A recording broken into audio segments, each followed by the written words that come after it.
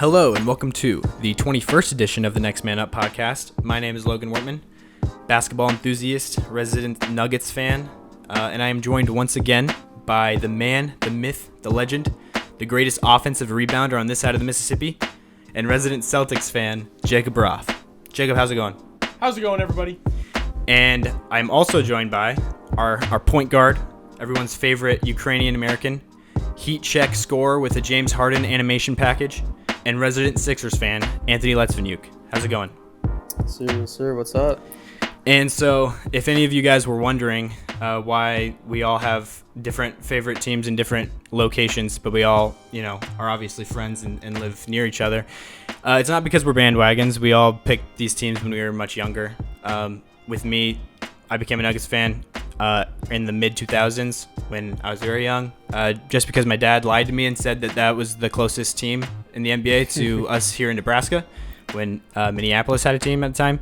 But so yeah, that's how I became a Nuggets fan. Champ Bailey and Carmelo Anthony are my two favorite athletes in the history of sports. Jokic is probably up there now too. But yeah, and then Jacob, he became a Boston. I don't even remember why you became a Celtics fan, but you're a Boston everything fan, right? Yep. Bo Ruud got drafted by New England in the 6th round with the 196th pick or something. Yeah. Yeah. Anyway, I'm Nice. not going to remember because I'll be wrong and somebody will fact check when we're famous. Yeah. But anyway, and so then I just stuck with Boston all the way for the 4 major sports. Not Yeah. a New England Revolution fan, so Oh, Yeah. come on. I'm more of a you might as Galaxy well. guy. And then Makes Anthony's a sense. Philly guy. That's because he used to live there for like a year. Yeah, used to live there. Lots of family. Mhm. So full Philly train. Yeah, for sure. And yeah, I stick with everything Denver, even though, the reason I started liking the Broncos when I was little was just because their logo was cool. But with the Nuggets, I already explained that reason. But, so it's not as bad as, some people that do I know people that say they're a Lakers fan, a Duke fan, Alabama, like Cubs and Cowboys all at the same time somehow. And that makes me vomit. But yeah, like if Nebraska had a team to cheer for in the NBA, I'd definitely be cheering for them. But I think I would also switch allegiance. yeah, and I guess I kind of lied because my allegiance isn't all with Denver, because my favorite college basketball team is Syracuse, but that's just because Carmelo Anthony. Carmelo. Yeah. So yeah, and then It's okay, you're safe. You can just say Mello here. yeah, Melo. Yeah. Yeah. Anyways, so that they're making a run in the tournament. Fun to watch. We might talk about that sometime. But anyways, let's get into what we're here recording about, and that is, the fact that it's 1:45 here in good old Nebraska Central Time Zone. So we're 15 minutes away from the 2021 NBA trade deadline. And so it's been pretty crazy so far, I would say. Like it's there's been a lot of moves happening today. And mainly I think it seems pretty chaotic because it's been a while since we've had a trade deadline like this. Last year we didn't even have one at all because the season got shut down right before. And then 2 seasons ago, the biggest name that got moved was Marc Gasol. So it wasn't like super exciting, but that move did, I'd say, probably ensure them a championship. So it was a pretty big move looking back. Yeah, anyways, so there's been some Woj bombs today, as expected. I think to start off, we should probably mention the Magic because they're like selling everything. They're the major sellers of this deadline. And so, one of our teams is very affected. Well, actually, 2 of our teams are very affected by this. Jacob, how do you like the Evan Fournier edition?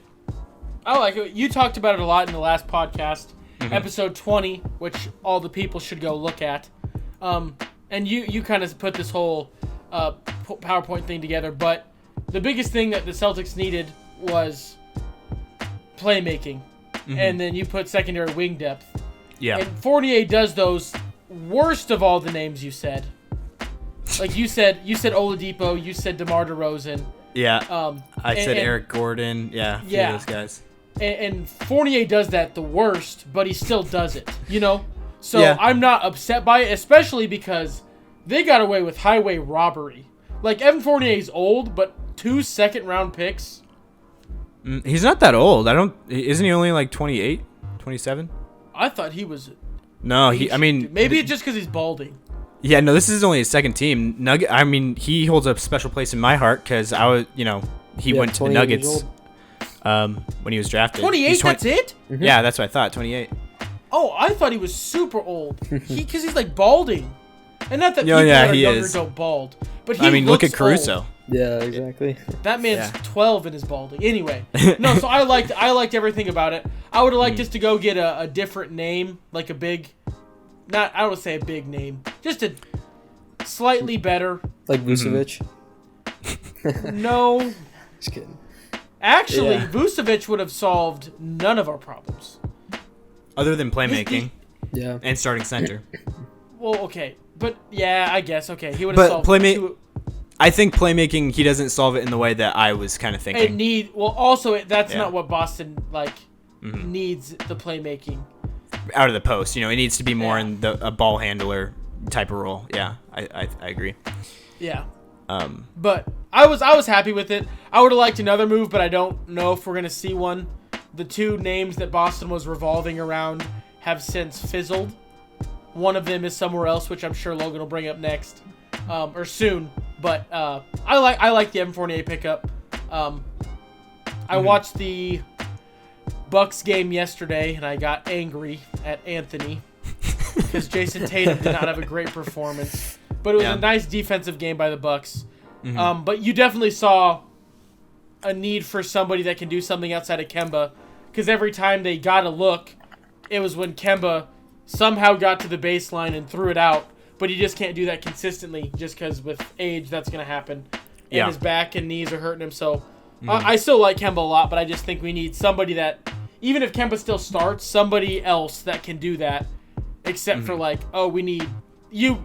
Go watch episode 20 and listen to Logan's take on the Celtics, because I'm just reiterating that in less efficient manner. So Yeah.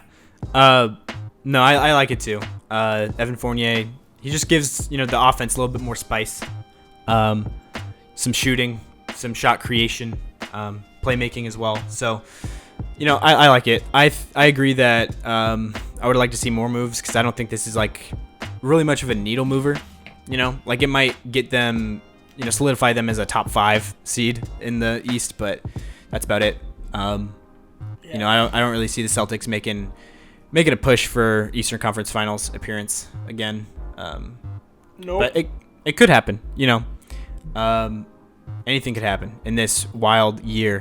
What if a team gets completely decimated by COVID in the playoffs? That's going to be an asterisk for sure. Oh yeah. boy. Oh boy. My favorite word. Yeah. Anyways, the other team that the Orlando Magic have blessed in this trade deadline is my team, the Denver Nuggets.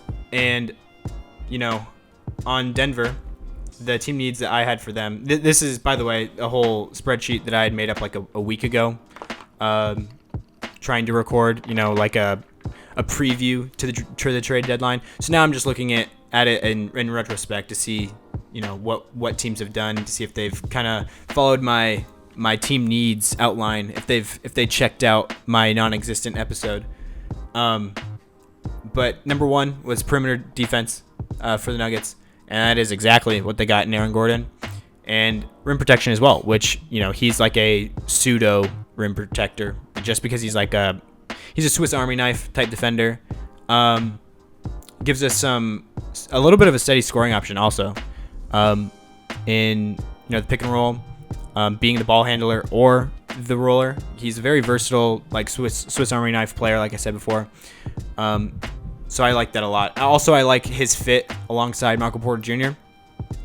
In the starting lineup, just because, defensively, Gordon can guard threes easily. We saw him lock up James Harden just like last week. And so Porter, as you guys know, I think Porter fits best as a 4, defensively especially. So I think this is just going to do wonders for the Nuggets defense. And You guys offensively, keep going. Millsap off the bench right now too, right? Yeah, hopefully. Is he hurt right now? No, he's not. No? He's not hurt. Or is But yeah, he's starting right now because we've been having lots of injuries recently. Mhm. Also, he's been a starter ever since he signed in Denver, like 4 years ago. But recently, though, he did talk to Michael Malone and told him that he doesn't mind coming off the bench, that he's that's good. Yeah. okay with that being his role. If Porter Jr., works better at the 4, then he's fine with coming off the bench, which I like that attitude a lot because it is not shared at all by his teammate, Will Barton. Yeah. Who says vehemently that he is a starter. He doesn't like the fact that Porter Jr. is taking his shots away from him and his minutes away from him. Yeah. So that's why I would have liked to see Barton get moved in this deal instead of Harris, just because I like Gary Harris, what he gives us on the defensive end. I'm still rooting for him offensively, and I know that Gary Harris wants to be in Denver. Or at least wanted to be. He liked it here. I say here like I'm there. I'm in Lincoln, Nebraska, but in Denver. But and also Murray. I don't know if you saw this, Anthony, but Jamal Murray tweeted after the trade a sad face. Multiple sad faces. Yeah, because he lost his OG, Gary Harris. So. It must be really difficult going from a playoff team to a team that's fully rebuilding right now. So, yeah, like it would hurt, if I was in that position. I could see this though as a positive for Gary Harris as well, though. Like a change of scenery and a different offense. Maybe he can get back to what he was doing before. Like he was like the primary pick and roll ball handler with Jokic before Murray really took off. And so it's been weird that it happens very seldomly now. I think it's mainly just the way we use him as a catch and shoot guy instead of having the ball in his hands. So that might be a good change. But yeah, so since I gave my take on the Denver side of this and Jacob did on Boston, Anthony, why don't you become a Bulls fan for a second and talk about how you like the Vucevic trade? Oh yeah. I love it. Actually, I really do on that. Woj bomb. Toronto is trading Terrence Davis to Sacramento for a future second-round pick. They're okay. That's a bomb. Anyways, I think he's probably doing that, or Masai Ujiri. I mean, by he, Raptors president of basketball operations. I think he's making room for multiple players coming back in a Kyle Lowry trade. Is what I would think. I just think we have 5 minutes left, and you are on the phone with Sacramento. Are you kidding me, guy? Masai? In Toronto. No, Toronto. Like, I'm sure that's what they're actually doing. I just want to see the big booty Judy somewhere that's not Toronto. Why? Just to shake things up? He looked set. Did you see him walk out of the tunnel? He looked depressed. Sorry to interrupt your take. Yeah, we'll get back to that in a second. But, I'm fine with this. If there's a Woj bomb, let's stop everything and talk about it. But the Lowry piece, him being sad, I think he's still happy being with the Raptors. The thing that I think he was sad about was just knowing that, he's probably going to be traded. And that probably hurts a little bit. He's the greatest Raptor of all time. Mm-hmm. And he says he wants to retire a Raptor, even if that means he has to come back later. Yeah. But King of the fourth quarter, who's a YouTuber, tweeted the same thing you said, Logan. He said the Lowry trade is definitely happening. They're just opening another roster spot. Yeah, Man, I agree. The Heat are gonna look good if they get him. I think it's probably Heat. It might be Philly. Heat Lakers. Oh, you think it's between Heat Lakers? I think Philly's completely out of it. I think it's Heat or Lakers. Has there been more on that? Why do you say that? I mean, multiple reporters have said. Shams has been big on that. Philly's been out of it almost like the entirety of today. Like they just haven't had. Mm-hmm. That's what I thought Shams, I just saw recently. Shams has seemed like that. From the what Raptors I have are demanding a lot for Lowry. Yeah, so. well, Masai likes to do that, even if it's not what he's gonna end on. You know, another one. This one's a shams. JJ Redick to Dallas. To Dallas. It's a close. The deal is very close. That was Dude. 10 seconds. I saw that before anybody liked it. That's how fast I was. Wow, dude. In the thing I recorded last week with this thing that I made, when I talked about Dallas, I literally made a mock trade sending Redick to Dallas. No, I like the fit. Like, yeah. I really like the fit. But it was a much bigger trade than just that, because it was with in mind the Pelicans trying to get off of their horrible contracts in Adams and Bledsoe. And so it was a huge trade. Like, Porzingis was going to New Orleans. But anyways, like, it was never going to happen. It was just a fantasy. But not exciting, but Lonzo Ball is not going anywhere. He is staying. That's a disappointing. Pelican.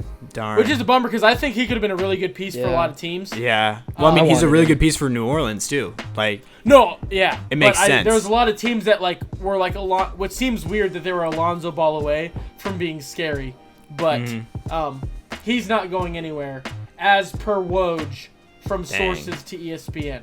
I was hoping maybe, just maybe, we could have finessed Will Barton and Bol over there for Lonzo before today That would have been ended. crazy. And my Twitter feed is very sad that Lonzo is staying a Pelican. Yeah, same.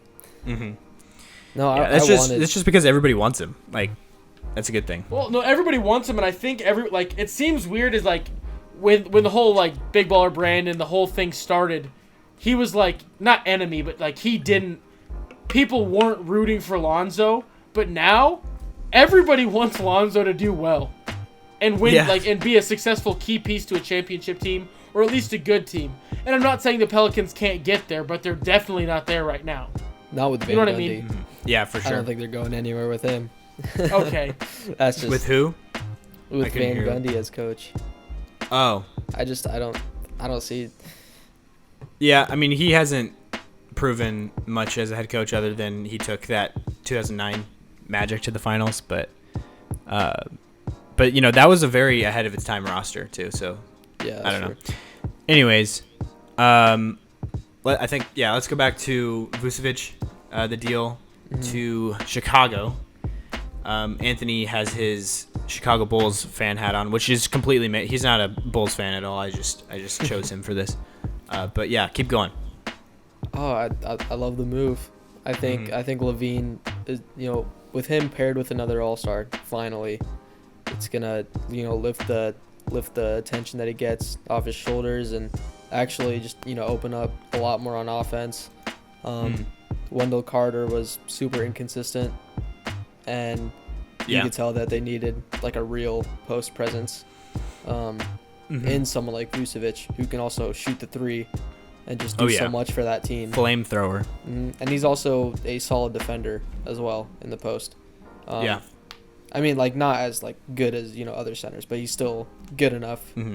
He's not he's like Jokic, kind of, but not as active with his hands. It's just the size, his girth, throwing his weight around. Yeah. And with the Bulls, it's actually, I didn't know this, the first round pick is protected if it's a top 4 pick, which just makes it even better for the Bulls. They get to keep their pick. Wait, I'm sorry, say it again. So the 2023 first round pick that they're sending to Orlando is top 4 protected. Okay. Which not that I think the Bulls will be in that spot necessarily, but worst case scenario. Protection. Yeah. Yeah. Which most picks now are sent like that. Like Daryl Morey, I heard him in a quote recently that was he doesn't send any picks that aren't protected anymore. Because after the Nets. Yeah. Really, I mean, the Nets showed what can happen if you don't protect your picks. Because if you have one just terrible, unlucky season, and you don't have your pick, you might as well. What are you even doing? That's a terrible season for you. So it's kind of like the Wolves right now. But even with the Wolves, if they end with the worst record in the league, so they have the best lottery odds, they still only have a 40-something% chance of keeping their pick, which is top 3 protected. So they're more than likely, even if they're the worst team to lose their pick, they're more than likely, to lose it. But so where's it going? Warriors. Golden Yeah, it is State. Golden For D'Lo, yeah. Oh my. Yeah. Yeah, it was the Wiggins trade, which is stupid now looking back. Like, Yeah, most teams would probably take Wiggins over D'Lo at this point, just without the pick. Yeah. Yeah. And so with that, that's a huge pick. Getting a lottery pick from Minnesota. Yeah. No, Unless So unless Wiggins- they're behind, we didn't get anything.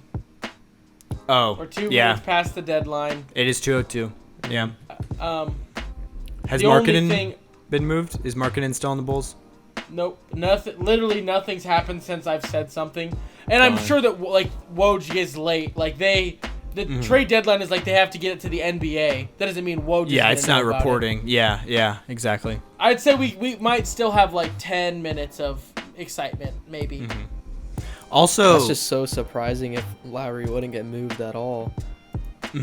Like, I agree. I That also would be saw a very take surprising. that I would like to bring up once everything settles down.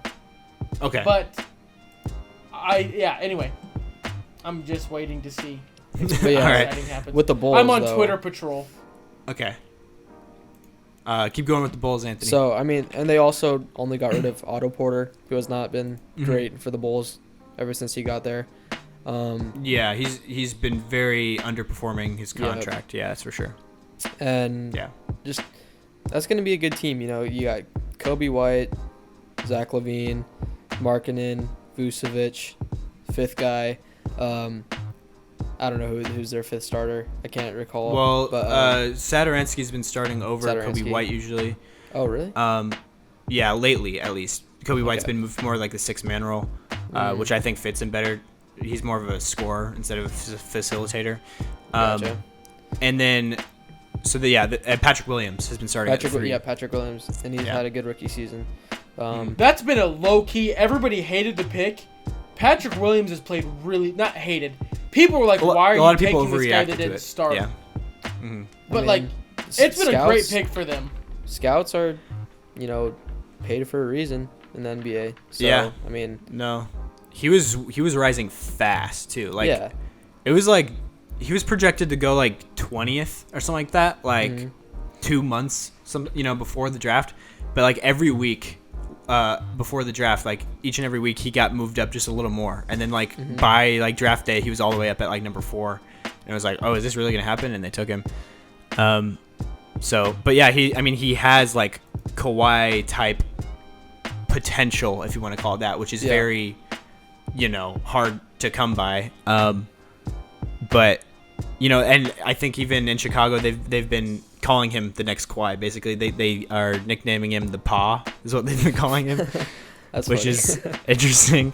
But he just has like a perfect NBA body. He does, yeah. To defend like every position, as good as possible, basically. So, and he's got a pull-up jumper it's just been on target this season. Smooth like Kawhi's. Yeah, it has been so far, and he hasn't been bad from 3. I think that he'll continue to develop there because he was like a very raw talent type of prospect when they got him. I like the Patrick Williams fit there. And then also the Bulls might be adding Daniel Tice How? for Mo Wagner. Oh, really? So Casey Johnson, I've heard he's a Chicago only guy. It's not like a Woj or a Shams or anything like that, but he said that Bulls were in talks to trade Mo Wagner to the Celtics to Daniel Tice. Nothing official, but they worked on it till the deadline. So Interesting. That's something to think about. Also, the Hornets are acquiring Brad Wanamaker. The Hornets got per Wanamaker? Shams. Is that what you said? Yep, per Shams. Oh boy, I don't really see why that helps the Hornets very much. They need a center. So I don't know. I don't think they have enough guards. But I guess without LaMelo now. LaMelo's out, yeah. But yeah, I don't know. I don't think Wanamaker's gonna do too much. Anyways, Dallas Celtics, did though, get JJ Redick. they did for sure. And was it a trade or a buyout? How'd they do it? Trade. But speaking of buyouts, What'd they give up? And he has a big contract. It's not official yet. I'm not sure. Okay. Mm-hmm. I just know that Dallas did get J.J. Redick from New Orleans. And then the Cavs said that they are going to buy out Drummond since they could not find a trade partner for him. So Drummond to the Nets is my new prediction. Or to Lakers. The Nets? I've been hearing a lot of Lakers talk. Oh. Yeah, me too. Woj has been quiet. Shams that just makes it Also- even better for Joel Embiid in the finals. Also Raptors though, for Drummond I've heard, and Hornets as well a little bit.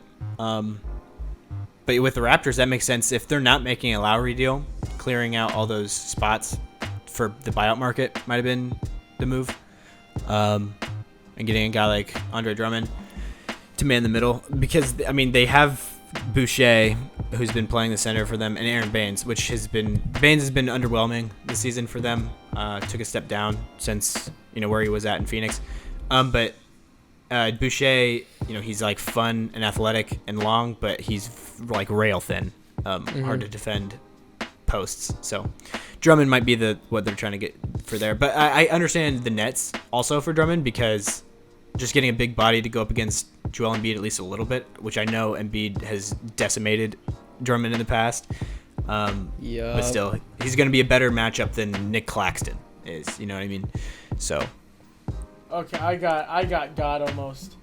There's somebody that made a Woj page, and it's Woj ESPM instead of N. And it's that the Raptors traded Kyle Lowry and Wannabe for Kyle Kuzma. Oh, Wananabe for Kyle Kuzma. That's so funny. It didn't happen, but it got me almost. Yeah. That's interesting. That's funny, too. They're just like, just Kyle Kuzma, that was it? It was, but it was funny. It was a good, because usually, like, I look at the tag right away, but it was M and not N, so it was, like, close enough. I, like, was like, wait. Yeah, you just glanced over it. Mm-hmm. Yeah. But, so for, I guess with Chicago and Vucevic really quick to end that, like, I like the fit there offensively. Defensively, him and Markkanen as your front court doesn't sound very threatening. But, it'll be interesting to see what happens there. I think Chicago, it's an interesting move because I think it helps their offense a lot right now. But with the Bulls, I think they should be making more long-term deals. And Vucevic is already like 30 at this point. So, I don't know. With Boston, though, I think that what you're talking about, the Wagner potential or trade, but that it didn't end up happening, you said? Or it's not official. Okay, but it might be. Wagner for Tice. Like, I don't understand that if I'm the Celtics for this season. I understand it in a long-term sense, like wanting to raise up Wagner as like your potential center of the future, possibly. But having that'd be cool. Having like the choice between Robert Williams and Wagner as your center. Like, those are like very two different playing styles that you could like switch in and out. With like Williams as a rim runner and rim protector, and then Wagner as like a pick and pop threat, and decent playmaker as well at the center position. So yeah, it's interesting though. I don't know exactly what Danny Ainge is doing in Boston. Like, the Fournier thing seems like more of a win now thing. What happened? Victor Oladipo to Miami. Who? Yeah, I expected Victor Oladipo to Miami. Oh, really? For sure? I just didn't think it would happen. Really? Just because, Victor Oladipo was a name, but there was never, like there wasn't, like, a Woj maybe or a Shams maybe. There was just nothing, and then Woj, his tweet a minute ago, Houston got traded Victor Oladipo to Miami. Yeah, and it also seemed like the whole time that it was like a one-sided relationship. It was like Vic wanted to go to Miami really bad, but Miami, I never heard anything about what they thought. And then Raptors kept Kyle Lowry. They did. That's big. I thought that was gonna be. Vucevic, I think, is the biggest name then that has been moved, and I don't think it's like that huge of a momentum swing or like anything like that. The Lowry thing would have been like a season altering move. I feel like, depending on where he would go. Like, if it was Miami, that would have been scary for the East. That would like rise up 3 for sure contenders in the East with Miami, Philly, and Brooklyn. Am I forgetting somebody in there? I don't think so. Woj was the place to be. Woj's Twitter feed was popping off. Yeah. In comparison to Shams, Shams was a waste of time. I learned about Brad Wanamaker trade on Shams. Yeah, no, Shams was awful today. He was up there. I'm trying to think if there's any other like the Mo Wagner, Daniel Tice, but that's not really big. George Hill to 76ers. Yeah, I'm talking about when I said other trades we've been waiting on, like maybe. When I said if I was forgetting anybody, I was talking about contenders in the East. Gotcha. Oh. Yeah, because I listed Brooklyn, Philly, and Miami if the Lowry deal would have been done, but I don't think there's anybody else. But yeah, as far as trades, Oladipo to Miami, I don't know. What do you guys think about that fit, Anthony? It's good. It's a good fit. I mean, someone like Oladipo, who's a good perimeter defender, can shoot, can create his shots, facilitate, kind of. He can do a lot for that team and improve it a lot. Him with Jimmy Butler will be fun to watch. That's for sure. Yeah, they got a really good core three, with Oladipo, Butler, and Adebayo. So, they're definitely going to improve this season. That's for sure. Their record's gonna start getting better and better, and they'll probably end up getting a top 4 spot. I feel like, well, they're already top 4 with their record. I'm pretty sure, right? Yeah, I'm gonna say. they're in that range right now. I think. I don't know, Yeah. East changes so much every day, but That's true. But yeah, no, I think they're gonna. I'm kind of worried now, with because right now it's just. I don't know. 76ers. You're scared of this Bucks. Miami team now, for if you're the Sixers. I mean, as just a possible team that can get in our way in the playoffs. Yeah. So you just gotta stay ready. You can't undervalue a team, especially in the playoffs. Yeah. I guess maybe I'm undervaluing what Victor Oladipo is at this point, but like all the places that I liked him going were places that I thought fit more stylistically for like what he does on the court. I like Miami as a fit for him in terms of his like work ethic and like the style, like the kind of player he is, the kind of guy he is, just in a vacuum, like is like a good Miami player. But for this current Miami roster, I didn't think that. I think it's an awesome move, especially for like what you would give up, like which we still don't know yet at this point, do we? If they gave up Tyler Hero or not, which I doubt, but if they gave up Tyler Hero for Oladipo, I definitely say that's not worth it personally. I don't think they Avery Bradley, Kelly Olynyk, and oh wow, that is a win. Avery Bradley, Kelly Olynyk, and then a draft pick swap. Oh wow. That literally came up really like good. We were talking crap on Shams. That was via Shams. Nice. Wow, that is Miami with a runaway train. Yeah, I mean Olynyk's the salary filler there. Who was the other one? Bradley. Yeah, Avery Bradley, and then So- swapping draft picks. Yes, yeah, but both those guys are not going to be in Rockets' long-term future. So you look for both of those guys to be buyouts, possibly. Kelly Olynyk to the 76ers. Yeah, I'm just kidding. Good. I mean, I don't know. Like, I feel like the Rockets, like I said before, in the episode that we recorded the other day, the asking price for Victor Oladipo, even though they were acting like it was high, Raphael Stone was acting like it was high before, at the trade deadline, they have to move Oladipo. Like, the pressure is on them. Like the only reason, or the only upside, I guess, to not trading him would have been like, somehow you could have pulled off a sign and trade potentially in the offseason. That was the only way you could have got something back for Oladipo if you missed the trade deadline. And so I thought they would definitely make the move happen and do it to get anything that's like future asset, which is pick swap. Yeah, sure. Also, I found out that for trades you actually just have to be on the same phone. You have to be on the call at 3:00.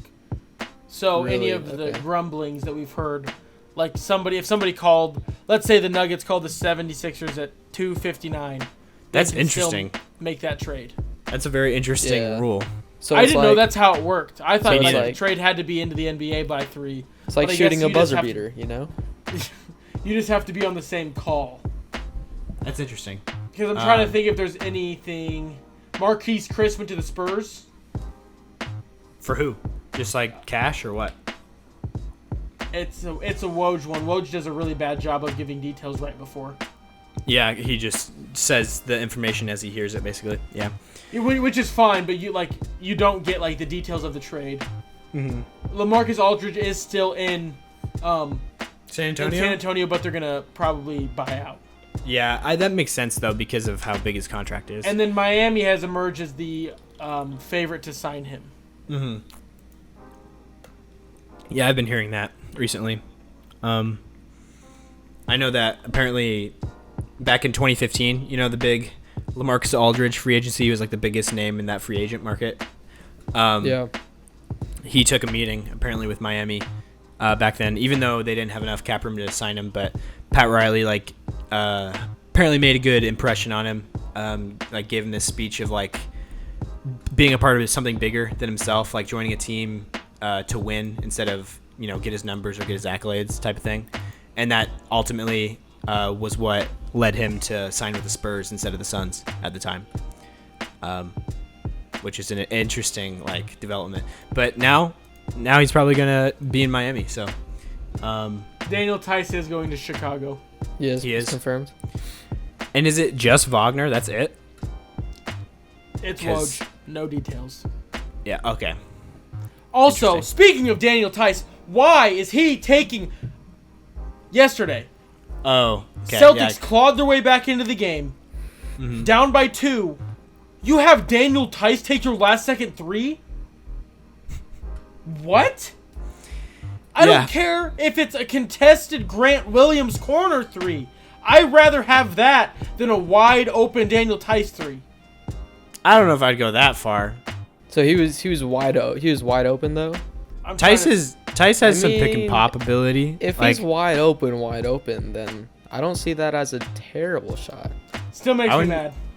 I wouldn't even say Grant Williams is a better shooter than Tice. I don't think that's very hot takey. That is very hot takey. Why? Grant Williams only hits threes in one spot. Granted. Okay, corner threes, sure, I'll take Grant Williams, but overall, I don't know. Okay, so on that logic, overall, I'd take Daniel Tice over PJ Tucker. But I think Tucker's a better shooter overall than, well, not this season, but anyways, Tice is an underrated pick and pop guy. He can shoot a little bit. I agree. A game-winning shot. Well, he's in Chicago now. So. Yeah, so he can do it there. But that's interesting. Chicago now having, so it's Tyson. They have an old, starting or not starting, but center depth. And it is going to be Mo Wagner. The other specific details, not sure, but Mo Wagner is going to the Celtics. Okay, so there's probably. So he was a Bull for an entire hour. Yeah. Bulls legend. I like Wagner on the Celtics. That would be cool. I think he's a good fit. But again, I think Tice has been really big for the Celtics this season. So he's been a big part of the games that they have won, at least. Okay. So now that I think we've gotten everything. Well, let's see. I think. Are we missing any names that we talked about? Oh, they might get moved that we haven't heard. They're staying, they're getting bought out. You know what I mean? Official names. Okay, so because Lowry's staying. There was something that happened. Yeah, that I wanted. Oh yeah, Matt Thomas going to Utah. I'm just kind of going through. I saw Bobby Marks tweeted Oklahoma City now has projected 34 draft picks over the next 7 years. 34 draft picks over the next 7 years. Jeez. So 17 first round, 17 second. Has got something cooking. Yeah. No, I see that. Yeah. What the heck? 17 first round picks in 7 years. You are wildin'.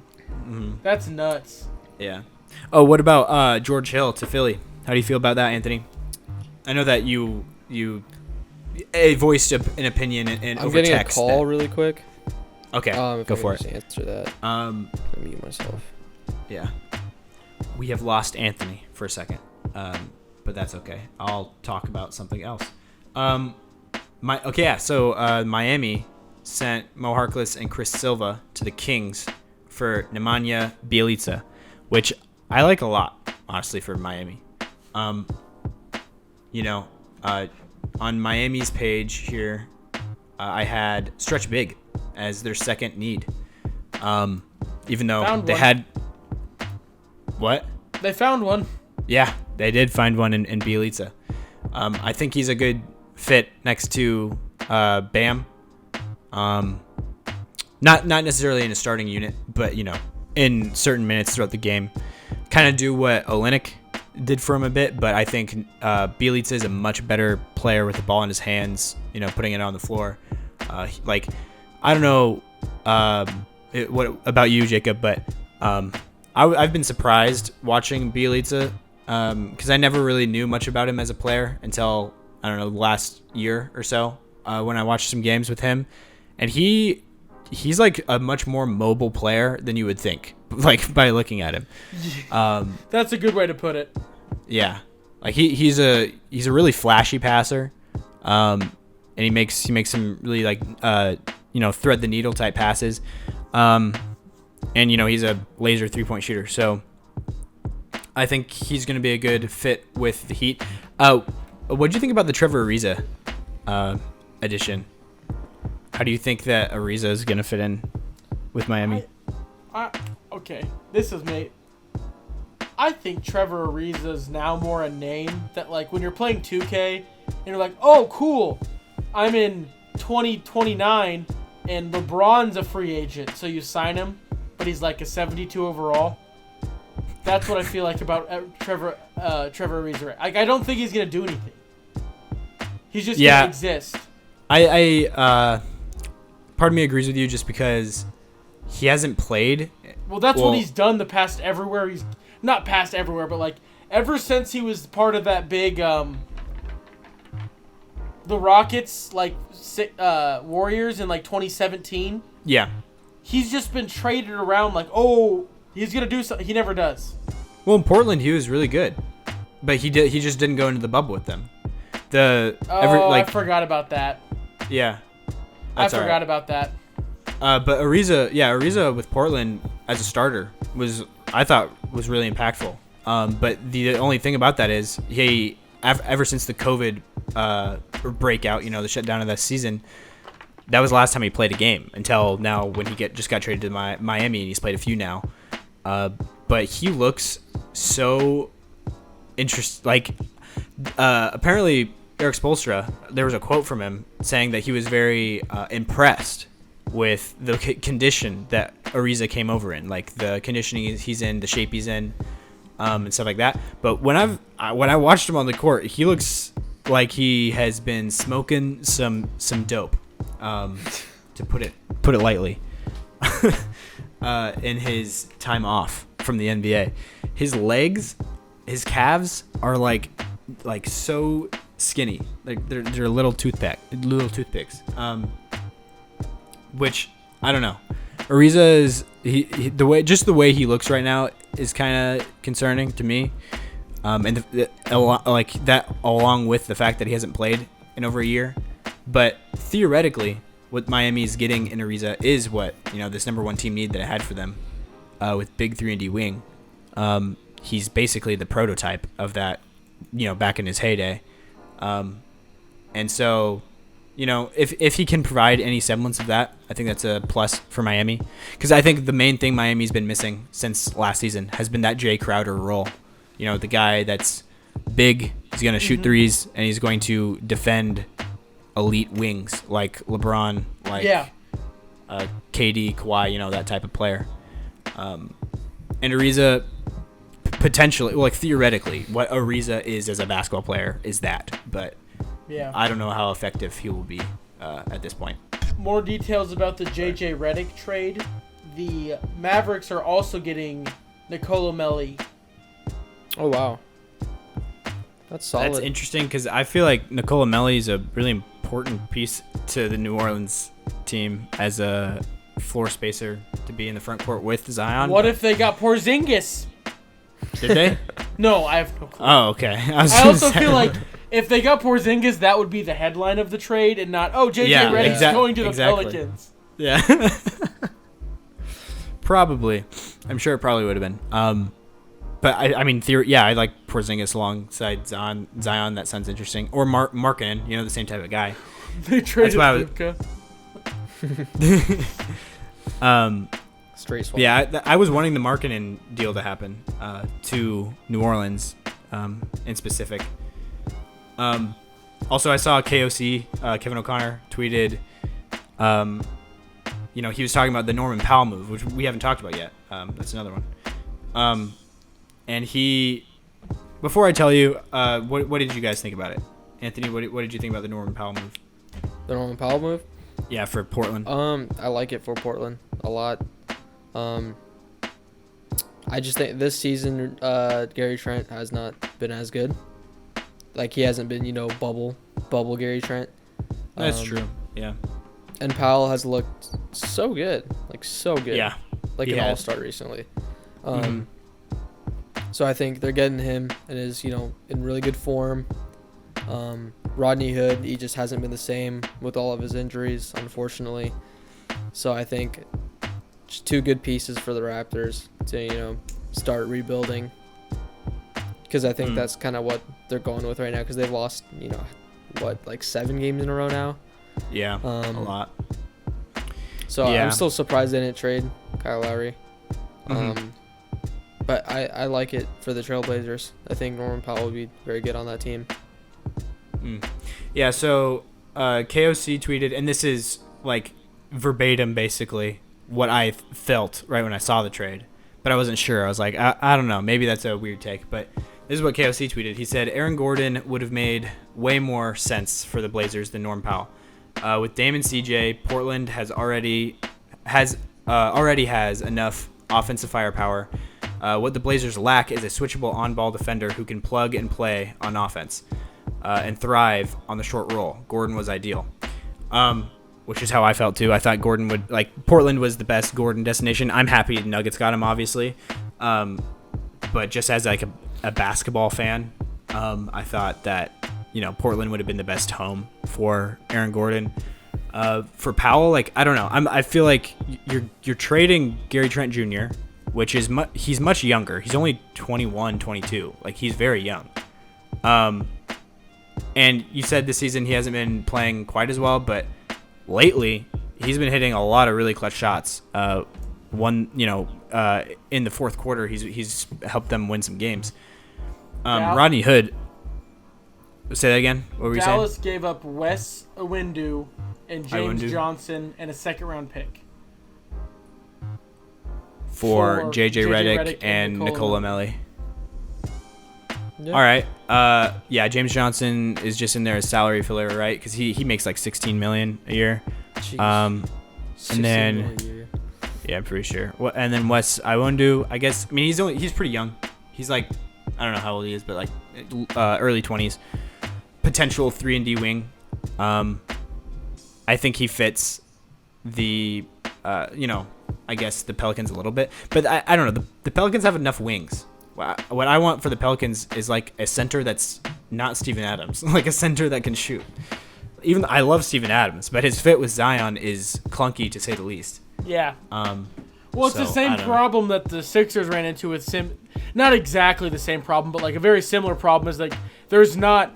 You've got two players that nobody would not want to have. I shouldn't say nobody.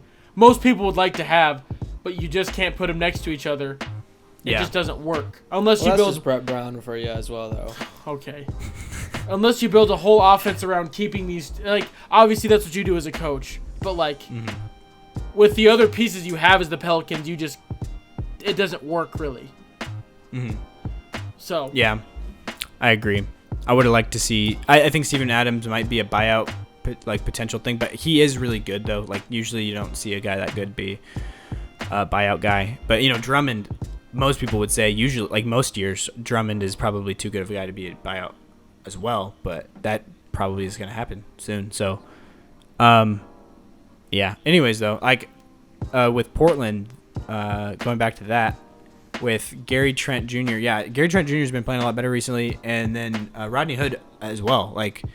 And I think that just gives the Blazers depth where they need it, as at the wing position. Norm Powell comes in. He's like the same size as Trent, maybe even a little bit smaller. Honestly, I might be wrong on that, but About the same size. I don't know. Like Powell's probably the better defender right now, but Trent is like a really young defender with a lot of upside in the future. So I don't know. I didn't love it for Portland. It's kind of like you're trading two guys that will fill the same kind of role. Well, Gary Trent Jr. is going to fill that same kind of role that Powell does for you. Like the problem with they never start Trent because it's kind of a problem to roll out a lineup usually in most matchups of Dame, CJ, and Gary Trent Jr. at the same time because it's just too small. Yeah. And Powell's not any bigger than Trent is, so it just kind of makes it weird. But he's been doing that with the Raptors, but that's different because Nick Nurse is a genius. Yeah. In terms of utilizing lineups that don't necessarily make a lot of sense. I don't think Terry Stotts is going to have near as much, success using Powell in that kind of role. But I honestly, Powell was either 1A or 1B as my favorite guy to go to the Nuggets, which is interesting because I thought Gordon should have gone to Portland. I thought, and then Powell to the Nuggets. Powell to the Nuggets, and they switched it around. But Powell just makes a whole lot of sense, as opposed to Gary Harris, basically. I would have liked to see a Gary Harris deal with some picks or Bol, or something like that for Powell, because he's a much better shooter, obviously, than Gary Harris, and defensively, he's a little bit of a step down because Gary Harris, I think, is one of the best defenders for a backcourt player in the NBA. But Powell's still really solid defensively. Offensively, he can do a lot. He's a shot creator. He can play make a little bit. He just kind of fits in wherever you need him to. Kind of like what we've been talking about with Lonzo Ball a little bit. But obviously better at a little bit different things, but they still kind of fit that same type of position thing. It's like a weird hybrid position where they do a lot of different things. Yeah. But yeah. So going back to the Sixers though, the George Hill deal. Tell me how you felt about that. Unleash all your anger and frustration that you were trying to release over text. I mean, I'm just gonna miss Tony Bradley. He was fun to watch. He was actually he played so well. He went 100% from the field. Scored 18 in his final game. Oh, and I was gonna say on the season. What are you talking about? 100% from the field. He's so silky. I never realized he's like a Tim Duncan. With how he was in the post. Similar style. Yeah. Cause I like his length too. Yeah. I haven't seen a big guy like that with fundamentals I was watching. You just don't see someone like that anymore. Just a nice little turnaround post, really good looking hook. Just super fundamental. He played really hard. But yeah, so we got rid of Tony Bradley and let's say Terrence Ferguson. Yeah. For George Hill, who's I think he's 33, 34 at this point, so he's getting George up there Hill, in yeah. age. And it's definitely a win now move. Yeah, it definitely win now. As you told me before, he's a really good 3-point shooter. Well, solid at least. Catch and shoot, yeah. Catch and shoot, and so coming off the bench, I think it'll be good. Yeah, or depending on the matchup, if you need more defense in your backcourt as opposed to Seth Curry, then he's true. a fine fit. But yeah, I think he can boost that bench a lot with Shake Milton. Those two can be really good together. And Korkmaz. who's played actually solid recently. So I know. I hate wanted to talk for about him that has last been- episode, but I forgot. But just the thing with him, like he's playing more of his own role now. Like he's not trying to do too much. Like he's just getting in the right spot he needs to be, and is just ready to shoot Korkmaz the you're three. talking about? Yeah, Korkmaz. Yeah. And, Yeah. Also, yeah. also you've been using him more though with the ball in his hands, too. Like in pick and roll and Mhm. stuff. But like in actual Which he's good like, at. set, like set pick and rolls. But sometimes he would just try to drive way too much, and it just or like do like pump fake, step back, pump Yeah. fake three, shoot, and someone's face contested, brick. Yeah. But when he's in his rhythm, doing what he's supposed to do, like he's been really good. And he's good in transition too. He's really good in transition. Yeah. But yeah, he's faster than you would think. Yeah. yeah.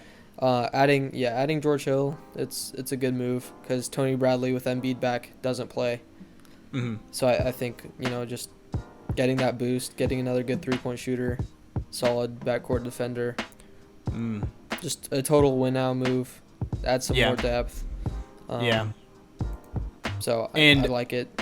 Yeah, I also get your complaint though of like you're trading away a nice young center, also still a young guy with potential as a 3-and-D guy and Terrence Ferguson, but for a veteran who probably doesn't have a whole lot of years left as a rotation player probably, but one thing I will say is I think Daryl Morey might be the best GM in NBA history in terms of rebuilding on the fly and remaining a contender while he's doing it.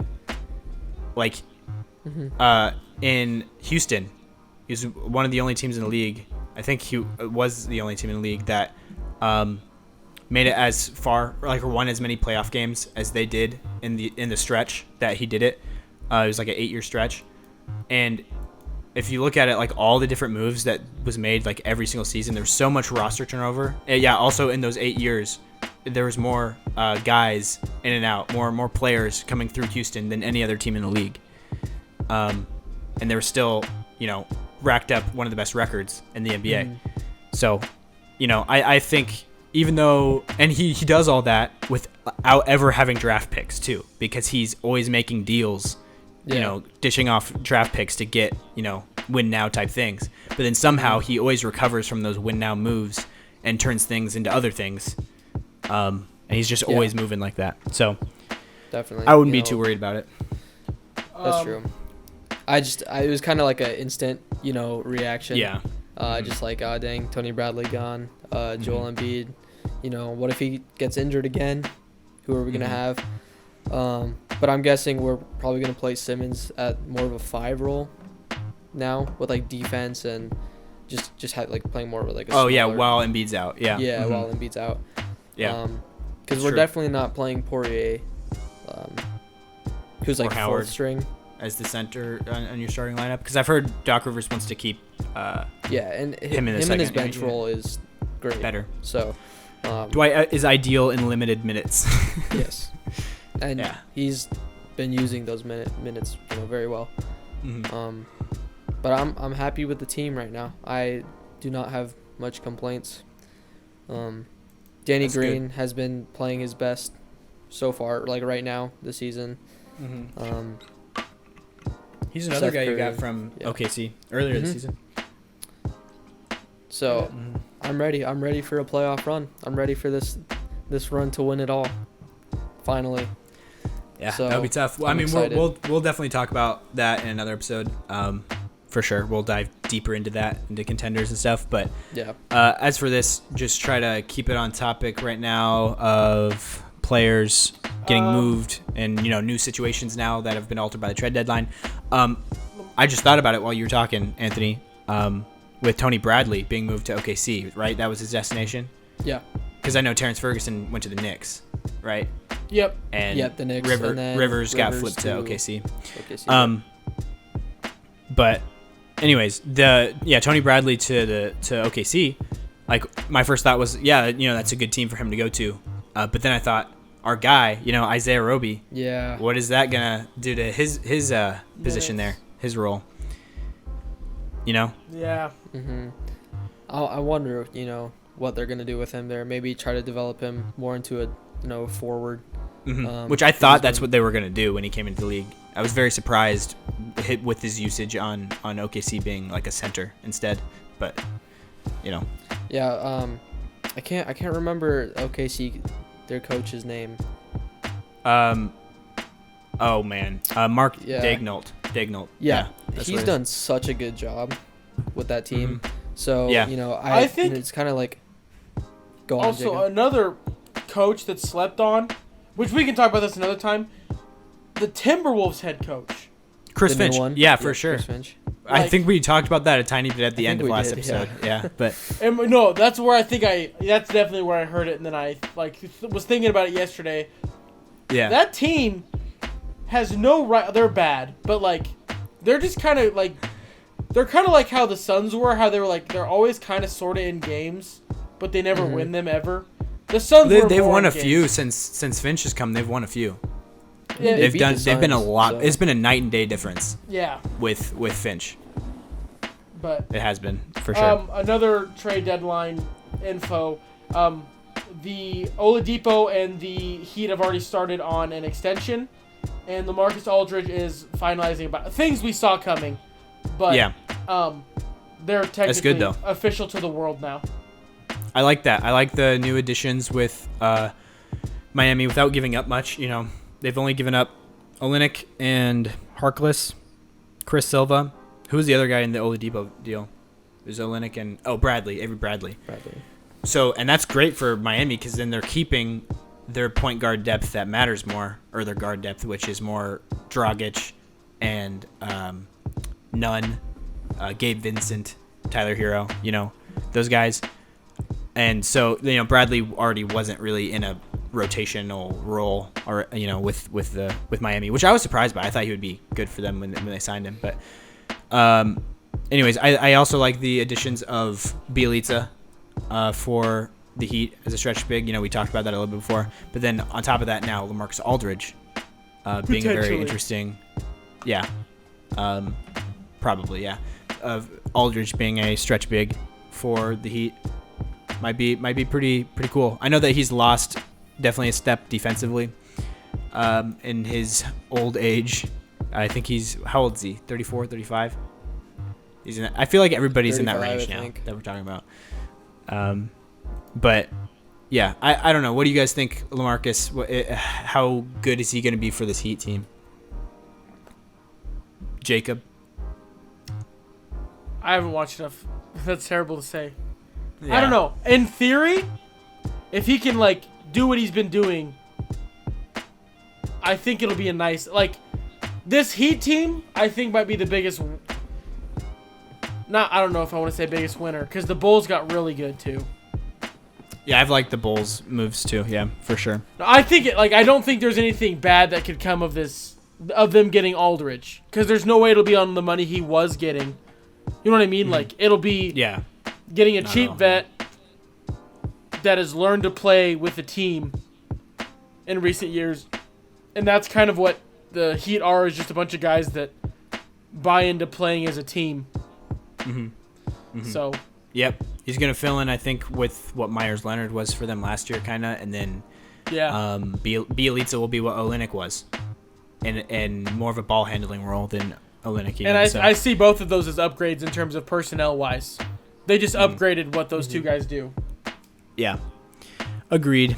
And apparently, Yeah. John Wall and Houston have never discussed a buyout. That was a fake report. That went Did you viral. say that before? No, I didn't. I just didn't know if it Oh. came out. I was like, I don't remember. I hearing didn't say it, but apparently my Twitter feed has missed the whole viral part of that. that. Yeah. Yeah. That's interesting. Yeah, it'd be weird, though, because, John Wall, they already signed him to an extension in Houston. So, that'd be very weird. And he's been a good leader for that Yeah. young team too. So Obviously, they extended him to a much more, Reasonable. team-friendly deal. Yeah. But as opposed to the $40 million he's making this year, which I think this is the last year on his lucrative contract, then it goes back down to high teens, low 20s, which is still a lot for John Wall at this point moving forward, I think, but not near as bad as what it was before. Yeah. Yeah. Okay. There's a lot of teams to talk about, but like there's not like a bunch of there's not really huge moves, but there's a lot of things that kind of mix up and stir the pot a little bit with some teams. Like I think the Nuggets have definitely improved. Yeah. Here, and I think that's gonna definitely turn the season around a little bit, which I think we were already on the up a little bit in recent games, recent weeks. You guys are close to passing the Lakers in the standings. Yeah, which I think that's crazy to think. Like, let's talk about that really quick because that's a big development with LeBron and AD out, and looks like the Lakers haven't made any moves, have they? Nope. At the deadline? Nothing happened. They might slip into the play-in tournament if you think about it. Yeah, that's not far-fetched. That's insane. Because Shams did break news on LeBron during the trade deadline. And it's that he's out for 4 to 6 weeks, which isn't new news. Mm-hmm. But just there's so many games played. Yeah. It's 4 to 6 weeks is a lot more. Yeah. Mm-hmm. So, 76ers play the Lakers tonight, so that's probably going to be a loss for the Lakers. So I guess there wasn't a ton of movement. Lakers, like we said, I think are going to fall in the standings quite a bit. And so hopefully the Nuggets can get into that top 3, and Jokic wins MVP. That is what I would like to happen this season. That would be very cool. So cross my fingers. But the Clippers haven't made any moves. Oh, yeah, they did. They got Rondo. So that adds playmaking, like I said before. We're just going to skim over these a little bit because we've been going for a while now. I know that Corey Joseph got moved from the Kings. I can't remember. Do you guys remember who he got moved for? It was a point guard, wasn't it? For what? Corey Joseph got moved for somebody. Yeah. Like a couple days ago. It was last night. Oh, DeLon Wright. Yes. DeLon Wright, yeah. Pistons. Okay, so that's not as big as I thought it was in my head for some reason. But still, I guess that's a little bit of movement, which I don't know. Let's not talk about that. Anyways, yeah, Blazers I thought were losers of this trade deadline. Like, I think what they did makes them a little better, but honestly, I don't think it was what they needed. Like, see, we didn't even go to this page yet, but on my team needs for Portland, I have injury insurance big because of how often Nurkic, Collins have both been hurt. Harry Giles this year has not even played really because he's been injured. So Cantor literally has been the only center on their roster playing for the past month or so. And so they've been having Melo play small ball 5, which is awesome. But anyways, getting an injury insurance big, I thought would have been awesome for them, like even like JaVale McGee or something like that, just a guy to play center. Oh yeah, I totally forgot that he's now on the Nuggets as well. Yeah. Okay. Yeah. I'm gonna mention that really quick too. Sorry. But McGee, you were saying earlier, Anthony, about like your instant reaction to the Sixers was like you didn't like it. When I saw the McGee trade, I thought the same thing, but it was before I saw what we were giving up because it was just kind of like my thought was like, why? I was excited for Nuggets to like make some moves, and I was like, what the heck? Why is JaVale McGee the move we make? Like, what the heck?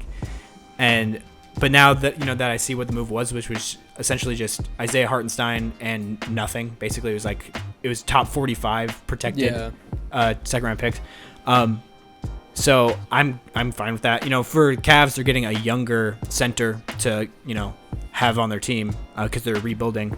But with the Nuggets, you're getting just a better version of what Hartenstein is for us right now, which is plays in certain games, in certain matchups, where he can be utilized better. We play him for a little bit while Jokic is out, and pair him with a pick and roll point guard like Monte Morris or even Will Barton when he plays in the pick and roll, and that's how he's been utilized for us. And I think JaVale McGee is going to do that, and a lot better than Hartenstein has. So I like that, and he gives us a little bit of rim protection also for sure. But I don't think he's going to play big minutes. But anyways, yeah, for Blazers, I think that getting like LaMarcus Aldridge would have been an awesome story. Him going back to Portland. That'd be cool. Yeah. But yeah, didn't end up doing that. So Portland, I would say, are the losers for this. Also Utah, because, well, I don't know. There wasn't a whole lot Utah could do, but for Utah, for me, is like their whole thing is they're trying to be a contender this year, and the big thing for me is like I don't think Utah is a real contender right now, unless the Lakers completely fall out of it and the Clippers have a big collapse again. Then sure, but without that happening, every single team in the past 10 years, really, or of recent years that have made it like to the conference finals type of level, or especially even to the finals, either have an elite big wing offensively or a big wing to guard guys like that. You know what I mean? Like the Heat had Jay Crowder, who is this big wing defense type of guy last year. The Lakers obviously had LeBron, and even AD, if you want to call him a wing, he can be a kind of, but and then even just look at the other two teams that made it to the conference finals that year. Boston, with Jason Tatum and Jaylen Brown, are like both of these things, like the offense and defense of this two-way wings. And then the Nuggets had Jeremy Grant, which was this role also. Yeah. So with the Jazz, they gave up 42 points to Ben Simmons in a game because they can't guard big wings. Like they have nothing to do anything. Yeah, against and them. Tobias Harris scored 36 in that game as well. So Yeah, they just exactly. could not do anything. Mm-hmm. So that's the big thing for Utah for me.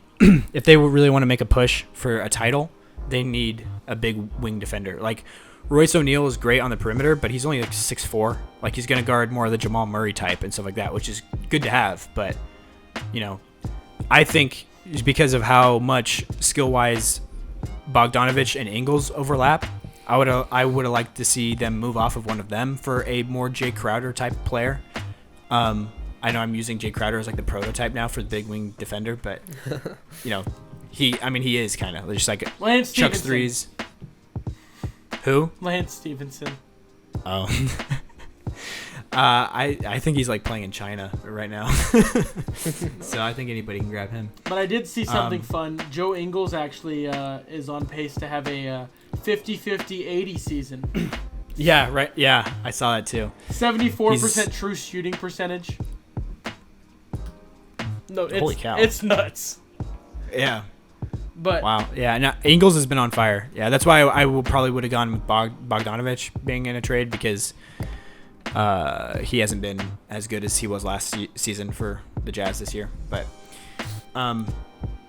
yeah, the Bucks didn't really do anything either, did they? Nope. Yeah. Jalen LeCue got waived. Where he was in OKC, or where Indiana. was he? Pacers. That Indiana. sucks. He was doing really good, like for the Suns, when he was on their G League team, and everything. Mm-hmm. So I hope he gets a chance because he's crazy athletic, and can score. 20-year-old. Yeah, only 20. He was in a trade recently, wasn't he? Was it the James Harden trade that he was in, or was it It a was a different James trade? Harden trade. Yeah. Leak was in that, or LeCue, I mean. LeCue, yeah. Yeah. Interesting. But yeah, with the Bucks though, they got PJ Tucker, which is gonna be interesting. I think that gives a little bit of what I wanted, which was like a big to pair with Giannis, like a power forward and move Giannis to the center, have him play more of a post role, which I like. But I don't know if that will happen necessarily. But they, Torrey Craig, former Nugget, got moved to the Suns for cash, pretty sure. I'm happy just for him though. Chance to recoup because he's a good player. And Yeah, he's but good. the Suns are very deep That's at that true. position, though. Yeah. They got a lot. They got. He's just always Macau. been traded to teams that don't use him right. I don't say right. Been traded to teams where he's like always like, oh, you're behind like guys that you'll never be better than. If that makes Well, sense. Denver discovered him, and he was good for us. Milwaukee, But you he still hasn't played didn't much, use him yeah. all that often. Like you used him, but not He started though, right? Yeah, he usually started, when especially in people the were playoffs. hurt. No, I mean, well, Nuggets, I guess, have injuries almost all the time, but he did, like, there was a time in the playoffs 2 years ago, it was in the Portland series, I'm pretty sure, where it was a big thing, like, Malone moved Will Barton to the bench in the playoffs and started starting Craig. And he played lots of minutes for us. Yeah. And you guys so- lost him to free agency, right? Yeah, I was because surprised you guys didn't resign him. That's- I know. You guys didn't And resign we Grant, let you guys him didn't walk. resign- Jeremy Grant, which we tried to. They matched the offer, but with Craig though, he just and I've heard people say like, oh, Nuggets lost all this stuff because they couldn't afford to pay everybody because they draft so well and stuff like that. And I was like, and they said this about Craig. They're like they couldn't pay Craig. It was like Craig signed for like what $3 million in like per year. Yeah. The Nuggets could afford that. Yeah. Craig would have been a good instead of. We went and got Greg Whittington, who's played like only garbage time for us so far, to like be exactly what we got before in Craig, which was we just went and found a guy who played overseas that was like, oh, this guy's really good at defense. He's not good at anything else, but he has defensive tools. So let's bring him in. That's what Whittington is for us. So I don't know if he'll become like a Craig now, but I don't know, unlikely. But yeah, in Phoenix, he's behind now Mikal Bridges, Cam Johnson, Jay Crowder, even like each one more. That team they're loaded. That team's good. Monty Williams, Coach of the Year. Them in Memphis, I think, are the deepest teams in the NBA. Yeah, no, for sure. They have so much young talent. Yeah, and Memphis was a team that I thought should make a DeRozan trade. Honestly, I would like that a lot, because they have so many young pieces that they can't play all at the same time, and they're not going to be able to pay in the future. So like, why don't you just cash some of those in for like one guy instead? Yeah. But. Yeah, anyways, we can wrap up. We'll hit you guys back again with an episode next Thursday, probably. Start recording on Thursdays regularly, hopefully. And we will kind of break down more of this as it, we let it sit, percolate. All the news and trades come out. Probably more buyout things happen as well, and come at you with more content as well. Because I still want to talk about the Harden case for MVP, because we kind of just went right past that last episode. So let's definitely do that next episode. Also, just mentioning last episode a little bit, I realized like while editing it, when I was saying the 10 or 12 guys that you could say is the fifth guy for MVP this season, I totally forgot about Kawhi. Oh. So that makes it 13 from the list that I made. So, yeah, there's a lot of guys this year. Definitely. But yeah, any other thoughts from you guys before we send it off? Be sure to like, comment, subscribe, follow our new Twitter account. Oh, yeah. We're going to start recording every Thursday. So if I don't get too rambly, Logan can get them edited fast enough. Because I don't know if how we're set up now, he's right there. He's the one carrying the whole squad. So, in the comments, like and say good job, Logan. If you don't, you're a jerk. Yeah. But yeah, like, comment, subscribe. I need to get faster. I need to get faster with editing, though. It's Nah. I'll get better. I'll get better with time. Also, I'm the one that rambles, not you, so it's okay. I ramble and I don't know what I'm talking about. Fundamental difference. But like I said, like, comment, subscribe. Have a great rest of your day. We'll see you next Thursday. Enjoy the sports world.